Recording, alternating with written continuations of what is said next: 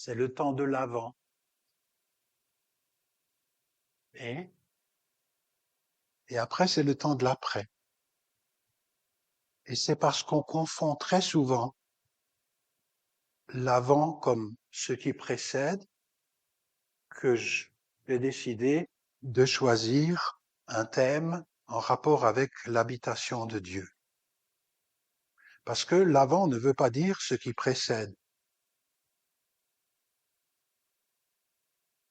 L'avant veut dire ce qui va venir. J'ai mis comme titre de prédication l'habitation de Dieu parmi les humains. Je me souviens, je devais avoir 13 ans. Je venais d'une famille où maman était catholique, papa était ménonite, mondain, et on était ouvert à aux choses de la foi, mais ça ne remplace pas que chaque génération devait se déterminer sur Dieu et lui. Si on ne se détermine pas sur Dieu et lui, il reste que moi, je suis Dieu. Je me souviens, c'était dans les Vosges, j'étais seul, je ne sais pas pourquoi, où mon copain, il était en bas dans une tente où on passait la nuit. J'étais assis sur une pierre, j'étais bien catéchisé, je crois que les grandes histoires de la Bible, je les connaissais, mais cette perception à ce moment-là d'une visite de Dieu subjective était énorme. Et je pense que ça a compté pour le reste de ma vie. C'était une première fois, pas une dernière fois, mais une forte fois. Depuis, j'ai conscience que je suis pas Dieu. C'est déjà pas mal, hein? Je suis pas la source de la vie. Il est la source de la vie, mais je suis une créature à l'image de Dieu. Ce qui est méga bien pour la vie. L'habitation de Dieu parmi les humains. C'est toute une histoire. Au commencement, il y avait ce que Dieu fait très bien, un jardin, avec une biodiversité extraordinaire, et des humains. Et Dieu se promène au milieu du jardin. Il n'y avait pas besoin de temple. Il était là, jusqu'au moment de la grande cassure, où une volonté d'autonomisation du couple. Et c'était la grande cassure. Et cette grande cassure a eu des conséquences terribles. Vous voulez en faire selon votre cœur? Voilà où ça mène.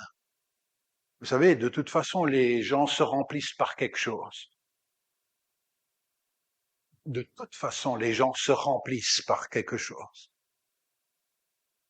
D'eux-mêmes, de l'avidité, de la volonté de toujours profiter pour soi, de quelque chose.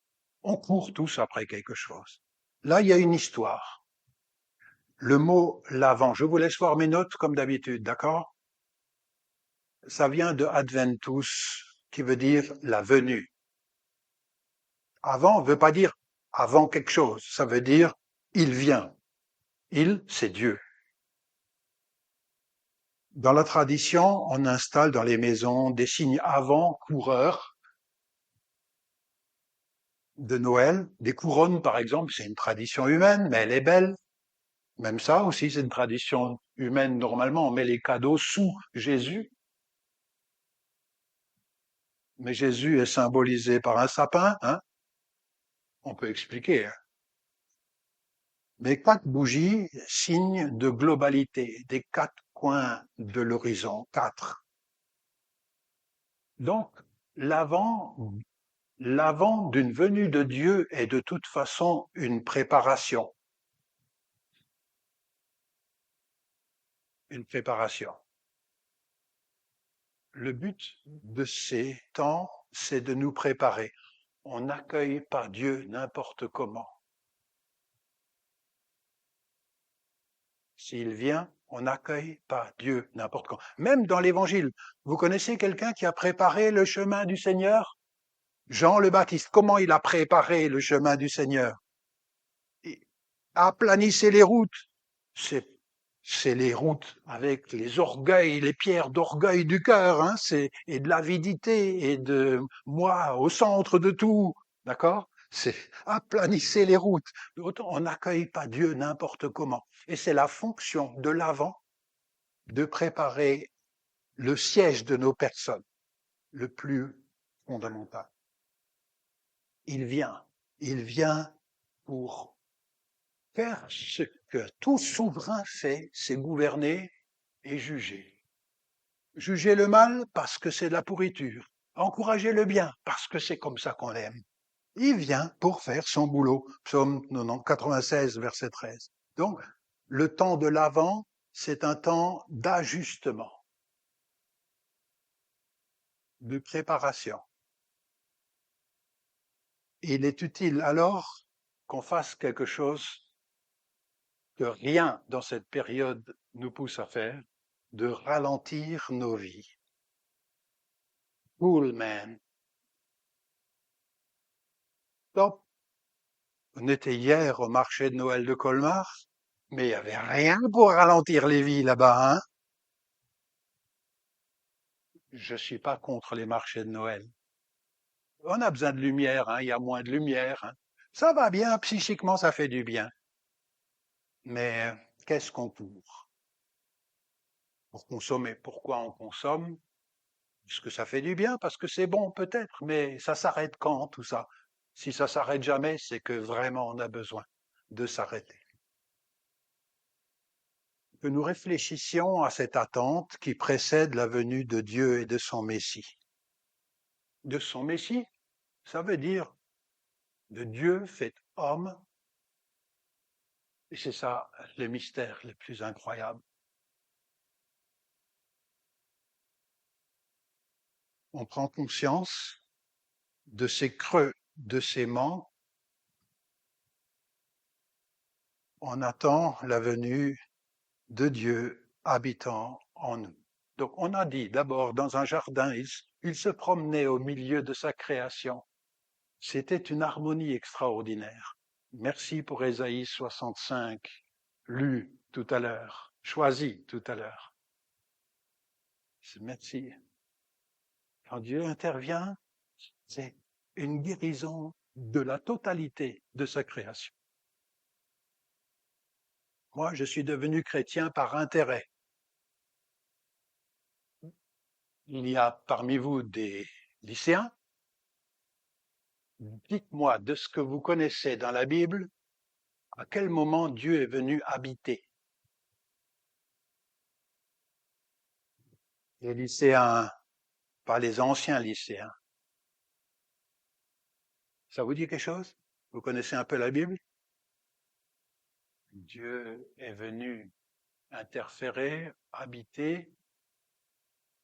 À certains moments, il y a des humains qui ont fait des tas de pierres. Bethel, la maison de Dieu. Ça veut dire le rendez-vous avec Dieu. Il y avait des Abraham, il y avait des Jacob. Ils ont choisi des moments en faisant des pierres qui taillaient pas, des pierres, pour faire un autel. Là, j'ai rencontré Dieu. Ça vous dit quelque chose? Ça vaut la peine de se familiariser avec l'Ancien Testament. Là, j'ai rencontré Dieu. Cette idée de certains lieux où Dieu vient habiter, des fois pas longtemps, hein, pour qu'on le rencontre. Vous connaissez certainement la tente de la rencontre, appelée aussi tabernacle. Tabernacle, ça veut dire une tente de la rencontre. Dieu cherche, parce qu'il est amour, à interférer, à habiter parmi les humains.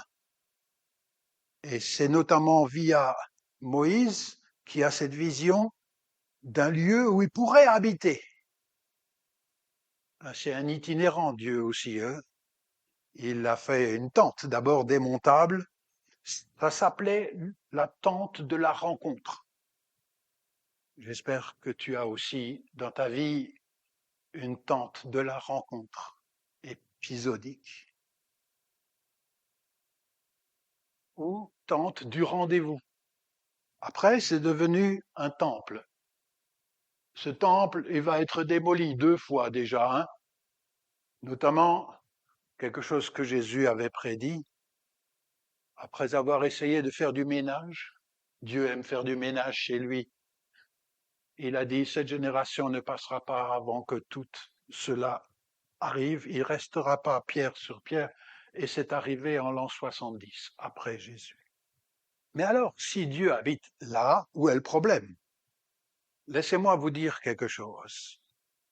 Le problème n'est pas dans le temple. Le problème n'est pas dans la construction. Le problème est ailleurs. Dieu peut donner rendez-vous à toutes sortes d'endroits. Le problème, c'est dans le mésusage, dans la corruption, dans la malfaçon. Avec Bethel, on peut mettre un veau d'or dedans. Et tout en chantant les bons cantiques. Hein. Vous comprenez? Le problème, c'est pas que il y a des lieux impurs pour que Dieu se manifeste. Le problème, c'est notre manière d'avoir un culte formaliste. Puisque je suis circoncis, moi, fils de juif ou de juive, Dieu me doit. Je fais partie de la bonne race. Le formalisme. Puisque je donne un sacrifice à l'entrée, Dieu me doit. C'est du formalisme. On fait les bonnes choses, sauf pour les mauvaises raisons. C'est là qu'il y a un problème. Une approche ritualiste des sacrifices. On peut jouer, c'est un peu magique.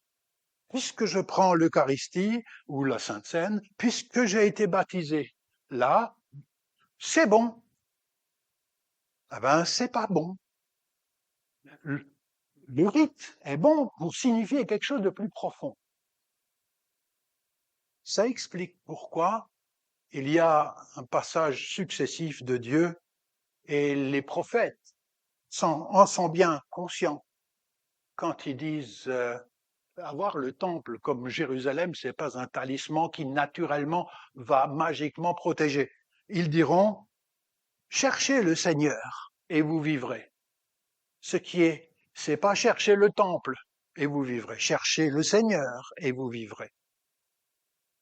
Amos chapitre 4 ou chapitre 6.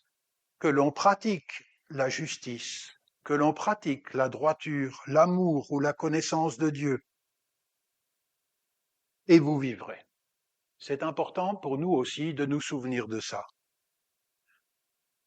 Alors, il y a d'autres endroits où Dieu va habiter, je vais très vite. Il y a Noël, Dieu avec nous. Vous avez des réflexions sur ce qui s'est passé à Noël que des Zacharie, des Élisabeth et d'autres ont prophétisé. Et l'apôtre Paul dira de ce Jésus qu'il est l'habitation de Dieu. Car en lui, Jésus habite toute la plénitude de la divinité. Pour moi, ça me dépasse, d'accord? Mes mots sont trop faibles pour comprendre ça. Une créature et Dieu habite dans cette créature pleinement. Il habite corporellement. Et vous, vous trouvez pleinement comblé en celui qui est le chef de toute autorité, de tout pouvoir. Nous sommes comblés en Christ. À un moment donné, Israël n'était plus qu'une personne. C'était le Messie Jésus. Tous les autres l'avaient abandonné. En lui se trouve notre salut. L'évangile selon Jean, chapitre 1, ça vous rappelle quelque chose. Au commencement, le souffle, la parole existait déjà. La parole était avec Dieu, la parole était Dieu. Vous ne pouvez pas séparer ce que je dis de l'être que je suis, non? C'est tout un. Eh bien ici, la parole s'est faite homme, elle a habité parmi nous pleine de grâce et de vérité, et nous avons contemplé sa gloire, une gloire comme celle du Fils unique venu du Père. C'est le mystère de Noël, celui que Jean-Baptiste voulait présenter. Lui, il vous baptisera du Saint-Esprit. Merci pour la lecture de 2 Corinthiens 5. Vous avez reçu le Saint-Esprit en germe, pas pleinement. Il habite pas pleinement. Vous avez reçu les arts du Saint-Esprit. D'accord? Ça veut dire quoi, les arts? Vous n'avez pas la totalité. Vous avez suffisamment pour la vie, mais la totalité est encore en venir. Même si vous avez reçu le baptême du Saint-Esprit, c'est plein votre bol, mais pas plein du Saint-Esprit. Vous avez reçu le Saint-Esprit. Lui témoigne en nous.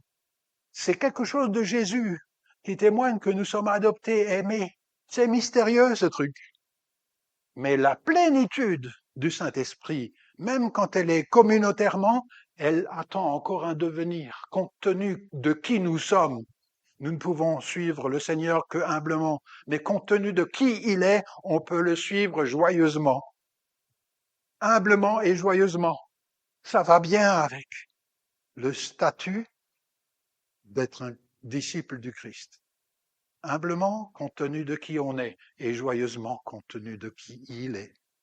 Ensuite, regardez, il habite dans le Christ, il habite en nous.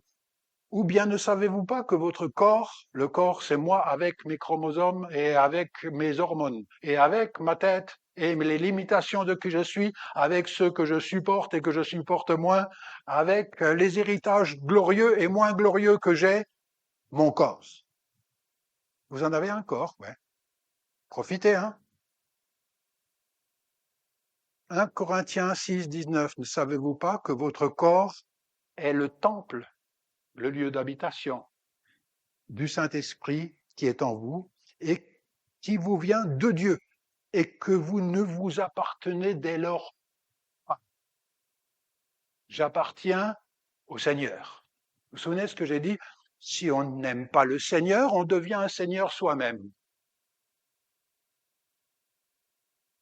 1 Corinthiens 3, 16 et Éphésiens 2, Paul dit vraiment, le sanctuaire de Dieu, ce sont le lieu d'habitation, c'est nous, mes frères et mes sœurs. Et c'est eux ailleurs. Et c'est nous ensemble.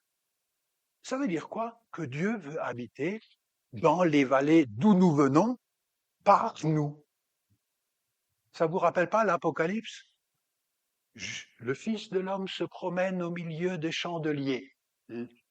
Les églises sont les chandeliers. Les chandeliers, c'est seulement dans le temple de Dieu. La fonction de qui nous sommes, bien que nous soyons fragiles et pas parfaits, c'est de refléter quelque chose de l'amour de Dieu et de sa sainteté. Je voulais vous montrer ça pour vous montrer que finalement, Dieu a toujours essayé d'habiter et il le fait mystérieusement au travers de nous. Votre corps est le temple du Saint-Esprit. Prenons-en conscience. Il veut être présent là où on est résolu à nous ouvrir à lui, il est présent. Et c'est pas d'abord cultuel. C'est pas d'abord que je lise la Bible tous les jours. C'est d'abord une disponibilité de présence. J'ai rien contre le fait de lire la Bible tous les jours. T'as compris, hein? Mais attention au rite. C'est pas le rite qui fait la chose. C'est Dieu qui fait la chose. Le corps et ce monde restent marqués quand même par la corruption et par la mort. Je suis marqué par la mort. Quand j'ai eu un cancer, c'était une marque de la mort. D'accord? Dans ce qui n'est pas à la gloire du Seigneur, c'est encore une marque de la mort. Le fait que je vais mourir, et c'est pas le plus dramatique quand on est chrétien, c'est aussi une marque de la mort. On essaye de taire le sujet dans les publicités.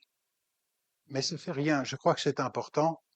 Et l'image la plus claire de l'empathie de Dieu, c'est qu'il vient habiter avec nous. La naissance du prince de la paix, Jésus, c'est une promesse. C'est Dieu qui débarque dans une terre qu'il aurait raison de démolir, mais qu'il ne veut pas démolir parce qu'il aime. Croyons-nous encore qu'un autre monde puisse émerger de par la grâce de Dieu et qu'il nous utilisera, nous, à tous les âges que nous avons pour débarquer. La victoire du Christ sur la mort ouvre le champ des possibles vers un Noël qui est autre chose qu'une frénésie consumériste et mercantile. Il y a une sagesse amish qui dit, si tu trouves difficile de prendre position sur ce qui est juste, moi, des fois, je sais pas trop. Mais cette sagesse amish, c'est les gens qui habitaient au Hang, là, il y a 300 ans. D'accord? Si tu trouves difficile de prendre position pour ce qui est juste, essaye d'abord de te mettre à genoux. Lui, il va te dire. Lui, il va t'instruire. Un autre proverbe amish dit, ce que les autres pensent de vous, c'est pas votre travail. C'est quoi notre travail? C'est d'être devant Dieu. Ce que lui pense de toi, c'est tellement plus important que ce que les autres pensent de toi. On est tous un peu sensibles à notre image, non? On n'aime pas quand on ne dit pas des bonnes choses de soi, non? Vous aussi? On est tous sensibles. Mais il y en a qui passent leur vie à l'image d'eux-mêmes. C'est une idole, l'image de soi. C'est pour ça que j'aime ce proverbe amish. Une fois qu'on a intégré que c'est devant Dieu et qu'il est, lui, la norme de tout ce qui est bien et mal, et qu'il débarque pour sauver la société, ce que les autres pensent de vous n'est pas votre travail. Devant Dieu, pour trouver une identité profonde. Pourquoi? Parce qu'un jour, Dieu et l'agneau habitera, au singulier, Dieu et l'agneau habitera, c'est pas Dieu, de la bonne grammaire, hein, pleinement sur la terre qu'il aime, elle sera nouvelle. Et maintenant, je lis avec vous un chapitre de l'Apocalypse où Dieu va habiter un jour pleinement. On va le faire la lecture, c'est le 3e chapitre de ma prédication. Alors, on va lire. Je projette le texte. Nous lisons dans Apocalypse 21. Je saute Apocalypse 20 en janvier, Dieu voulant, on reprendra un chapitre un petit peu chatouilleux et difficile de l'Apocalypse. On arrive à 21 et on lit ensemble. Voici que Jean a une vision d'Ésaïe 65 appliquée. Apocalypse 21, je lis un et on lira le chapitre. Voilà, écoutez, on est dans l'Apocalypse, tout est symbole. Il y a une ville, il y a une épouse, et la ville, c'est l'épouse. Alors débrouillez-vous. Hein. Alors je vis un ciel nouveau, une terre nouvelle, qualitativement nouvelle, kainos. Le premier ciel et la première terre ont disparu et la mer n'est plus. Alors moi j'aime la mer, d'accord? J'aime beaucoup. Mais la mer comme lieu du chaos et des monstres marins où les péchés se retrouvent, le chaos aura disparu. Je vous l'ai dit, tout est symbole. Alors, on continue. Et la cité, donc une ville jardin d'ailleurs, hein, pour tous ceux qui ont des problèmes avec les villes. Et la ville sainte, la Jérusalem nouvelle. Normalement, il y a le temple dans la Jérusalem, d'accord? C'est là où Dieu habite. Je la vis qui descendait du ciel, c'est-à-dire d'un endroit qui n'est pas la terre. Hein. C'est dans ce sens. Et ça vient où? C'est sur la terre, bien sûr. Je vois une ville de Dieu comme cadeau du ciel. Elle n'est pas édifiée, c'est l'inverse de Babel, d'accord? C'est pas nous qui montons au ciel, c'est le ciel qui descend, d'accord? C'est Babel, ça vous dit quelque chose?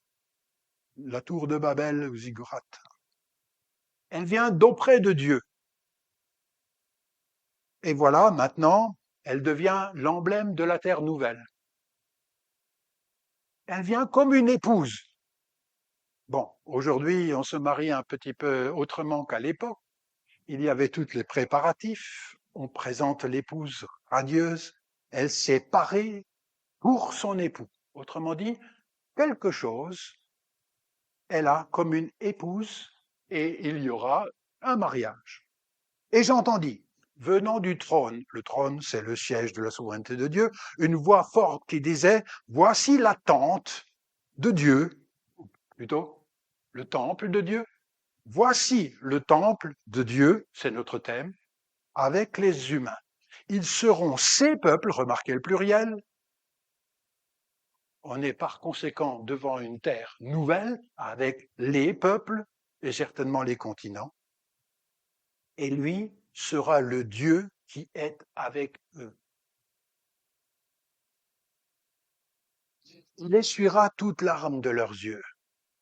Dimension de consolation pour des chrétiens maltraités au 1er siècle, l'Apocalypse. Il essuiera toute larme de leurs yeux. La mort ne sera plus. Il n'y aura plus ni deuil, ni cri, ni souffrance, car le monde ancien a disparu. Il y a une gravure dans les vieilles Bibles où on voit un ange qui montre quelque chose. On ne voit pas le cube qui monte de là, mais on continue la lecture. Apocalypse 21, verset 5, c'est la suite. Ce qui a commencement dans les croyants sera un jour complet et cosmique. Je lis, verset 5. Et celui qui siège sur le trône dit, voici, je fais toutes choses nouvelles. Puis il dit, écris, ces paroles sont certaines, sont fiables, véridiques. Et il me dit, ça y est, c'est fait. Je suis le début et la fin. Alpha et Oméga. Oméga, c'est la dernière lettre de l'alphabet grec. Le commencement et la fin. À celui qui a soif. Et cette fois-ci, c'est des prédications d'église. À celui qui a soif. Soif de ça. Un vibrant appel à la conversion continuée à Jésus. À celui qui a soif de ça, je donnerai de la source d'eau vive vraiment gratuitement. Le vainqueur recevra cet héritage. Le vainqueur, si vous connaissez l'Apocalypse, chacune des églises avait, et au vainqueur je donnerai. Et ce qu'il promet au début de l'Apocalypse se retrouve dans cette vision. Au vainqueur, je donnerai cet héritage, je serai son Dieu et il sera mon fils. Quant aux lâches, maintenant, il y a un petit problème, c'est que vous n'avez rien de nouveau radicalement où la paix habite tant que ces choses-là n'auront pas été ôtées. Qu'est-ce qui est l'agent de corruption des sociétés humaines, y compris aujourd'hui dans nos sociétés et dans mon cœur aussi? Quant aux lâches, aux infidèles, aux dépravés, aux meurtriers, aux impudiques, aux magiciens, aux idolâtres et à tous les menteurs, leur part se trouve dans l'état embrasé de feu et de soufre, c'est la seconde mort. Autrement dit, si vous voulez une société où il fait bon vivre dans l'espérance qui nous est promise, vous ne pouvez pas laisser la corruption là-dedans. Il faut faire la fête à cette corruption. Autrement dit, il faut réussir à l'écarter. Souvenez-vous, au vainqueur je donnerai. C'est un message pour nous aussi, quel que soit l'âge que nous avons. Aux vainqueurs qui se réjouissent encore de l'habitation de Dieu, qui un jour sera plus que le Saint-Esprit dans mon cœur, qui sera le Saint-Esprit dans la totalité. À cela, je donnerai au vainqueur, celui qui persévère à suivre l'agneau, à suivre Jésus. On continue notre lecture, verset 9. Là, vous allez voir, on incorpore large les tribus d'Israël, 12, et les 12 apôtres vont s'y retrouver, et il va faire une sorte de truc symbolique incroyable. Je lis verset 9. Alors l'un des 7 anges qui tenait les 7 coupes pleines des 7 derniers fléaux vint m'adresser la parole et me dit, viens, je te montrerai la fiancée, l'épouse de l'agneau. Vous avez déjà vu l'épouse de l'agneau? Non, c'est vraiment le symbole, d'accord? Essayez pas de trouver les choses là. L'épouse de l'agneau. Il me transporta en esprit sur une grande et haute montagne, et il me montra la cité sainte, Jérusalem, qui descendait du ciel, d'auprès de Dieu. Elle brillait de la gloire même de Dieu. Son éclat rappelait une pierre précieuse, comme une pierre d'un jaspe cristallin, donc transparente. Elle avait d'épais et hauts remparts. On trouve ça dans Ésaïe 40, 48, hein, des fondations, une muraille, fondation et 12 portes. Elle avait 12 portes, donc 3 par côté. Et aux portes, 12 anges. Et les noms inscrits, les noms des 12 tribus des fils d'Israël. C'est quoi ça, 12? C'est les enfants de qui est-ce qui avait 12 enfants et puis ça donnait les tribus d'Israël? Jacob. L'Orient, 3 portes. Au nord, 3 portes. Au midi, 3 portes. Et à l'Occident, 3 portes. Maintenant, écoute. Les remparts de la cité avaient 12 assises, fondations. Et sur elles, les 12 noms des 12 apôtres de l'agneau. On est la nouvelle alliance. Vous connaissez les 12 apôtres? Vous oubliez Judas, d'accord? Donnez-moi au moins 3. Allez, je peux vous mettre un peu à contribution? Oui, on va commencer par les lycéens. Donnez-moi 3 noms d'apôtres. Matthieu, Paul, oui, on pourrait. Sauf qu'il est appelé tardivement. Après, il ne faisait pas partie des 12. Mais il avait un ministère apostolique. Autre, André, crucifié en X à l'époque. Tous sont mis à mort, sauf sans doute Jean, le plus jeune, hein, qui va mourir à Éphèse. On va venir. Et sur elle, les 12 noms des 12 apôtres de l'agneau. D'ailleurs, quand j'ai lu du Méno-Simons, il disait, le réformateur, il disait que les prédicateurs sont des murailles de la nouvelle Jérusalem céleste. C'est-à-dire, eux, ils prêchent sur le fondement de la doctrine de Jésus-Christ. On lit la suite. Celui qui me parlait tenait une mesure, un roseau d'or. Il va mesurer. La cité était carrée. Vous avez déjà vu une cité carrée? Elle n'est pas seulement carrée, elle avait une longueur, une largeur, mais aussi une hauteur. Et chaque fois, et c'est symbolique aussi,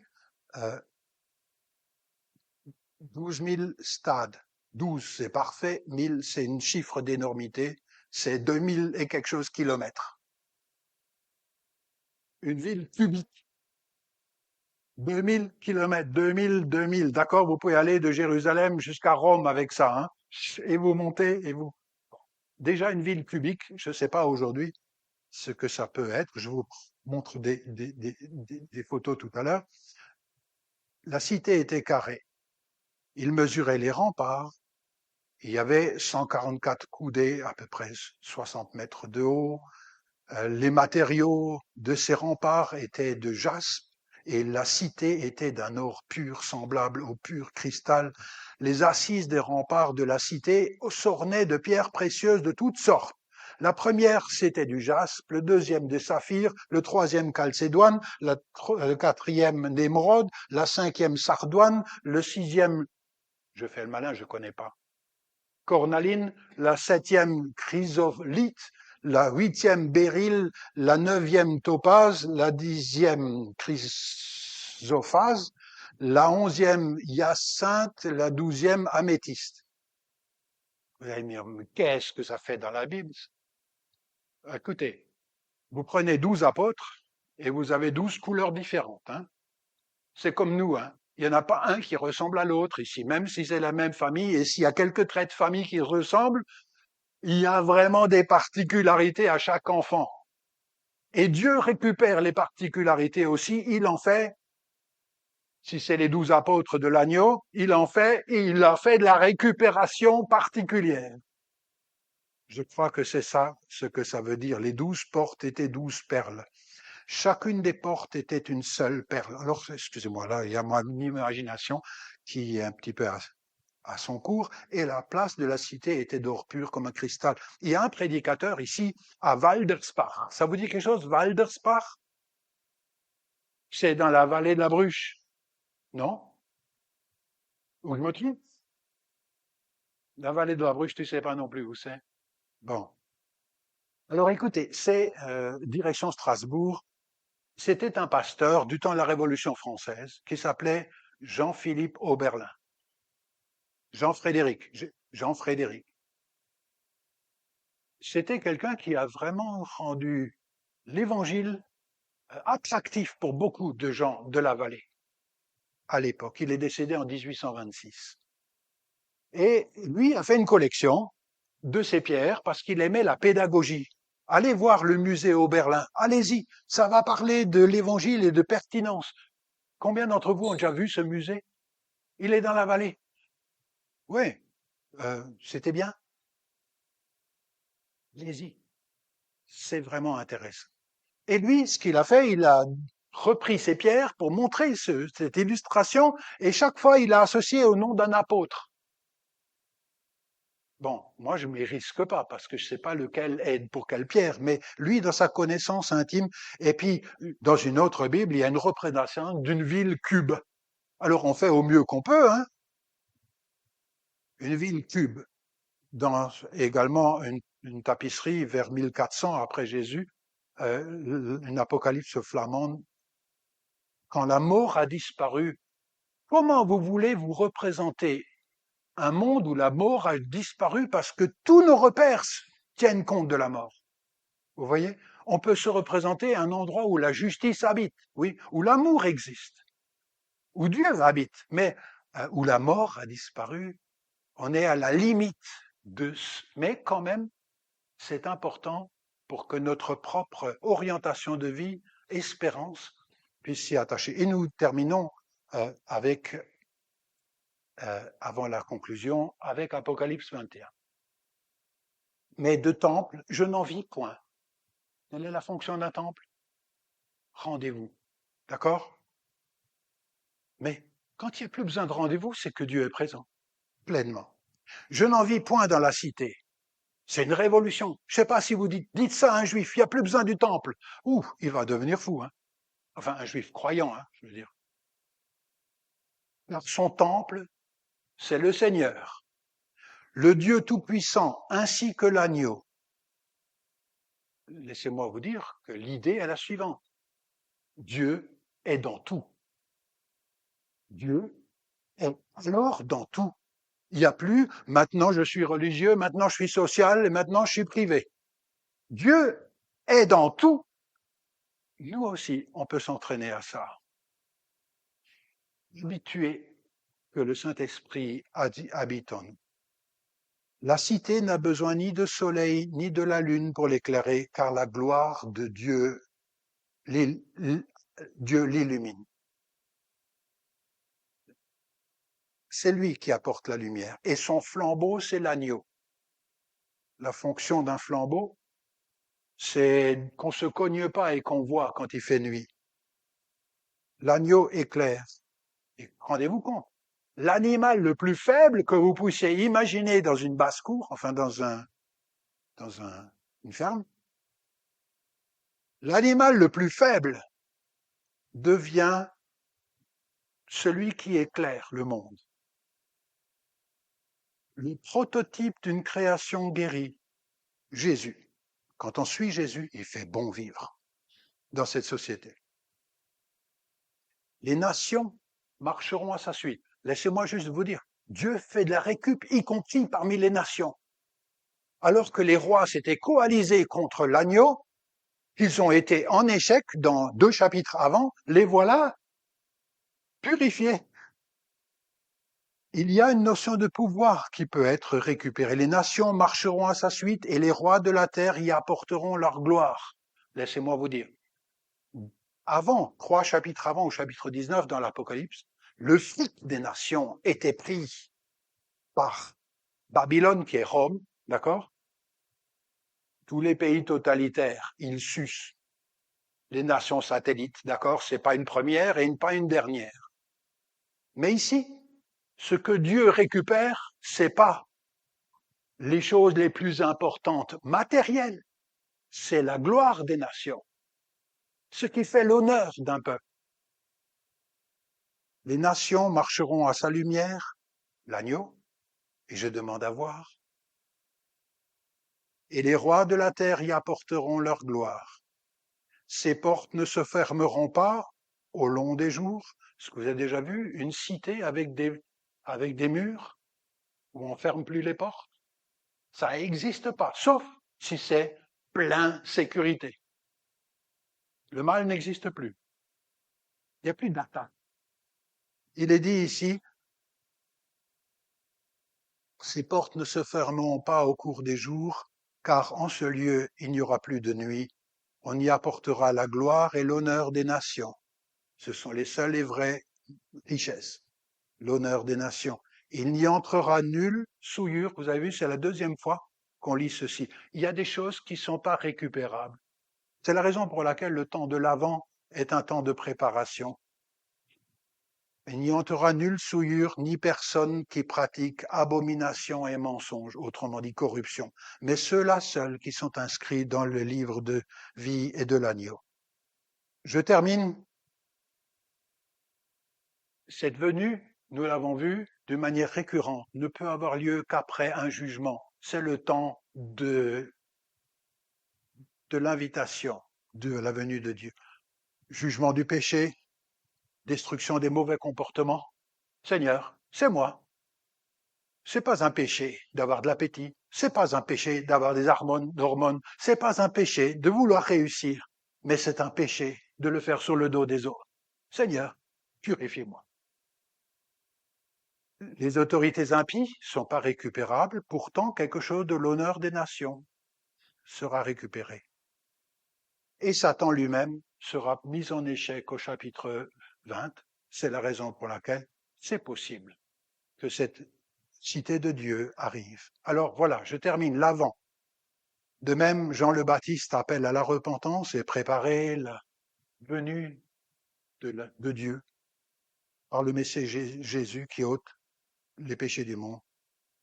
Je peux nourrir ma foi par les promesses qui accompagnent les gens que Dieu a appelés. Pas les gens parfaits que Dieu a appelés, mais les gens comme vous et moi. Un monde où la justice habite dans la présence totale de Dieu et où la corruption et la mort n'existera plus. Que ce temps de l'Avent soit aussi pour nous un temps de purification intelligente. Vous êtes d'accord que je mette intelligente? De consolation et de renforcement de notre foi. Amen. Je vous invite à la prière et je vous propose que nous prions ensemble la prière que Jésus nous a apprise. Notre Père qui es aux cieux, que ton nom soit sanctifié, que ton règne vienne, que ta volonté soit faite sur la terre comme au ciel. Donne-nous aujourd'hui notre pain de ce jour. Pardonne-nous nos offenses à ceux qui nous ont offensés. Ne nous laisse pas entrer en tentation, mais délivre-nous du mal, car c'est à toi qu'appartiennent le règne, la puissance et la gloire pour les siècles des siècles. Amen.